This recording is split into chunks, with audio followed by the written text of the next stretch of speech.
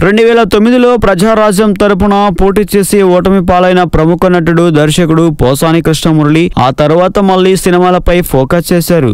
అయితే అడపాదడపా రాజకీయాల గురించి ప్రస్తావిస్తూ వార్తల్లో నిలుస్తున్నాడు. తాజాగా ఏపీ పాలిటిక్స్ కు సంబంధించి ఆయన చేసిన వ్యాఖ్యలు చర్చనీయాంశమయ్యాయి. ప్రస్తుత పరిస్థితుల్లో ఏపీకి ఎవరైతే బెటర్? చంద్రబాబు, జగన్, పవన్ కళ్యాణ్ ఈ ముగ్గురిలో అన్న ప్రశ్నకు జగన్ ని సమాధానం చెప్పేశారు పోసాని. గతంలో ప్రజారాజ్యం తరపున పోటీ చేయాలని చిరంజీవి అడిగినట్టుగా రేపు జనసేన అధినేత పవన్ కళ్యాణ్ అడిగినా జగన్ గే ప్రచారం చేస్తారని తన అభిప్రాయం వ్యక్తం చేశాడు. తాను ఎలాంటి ప్రలోభాలకు గురి చేసినా జగన్ కు తన ఓటు అన్నాడు.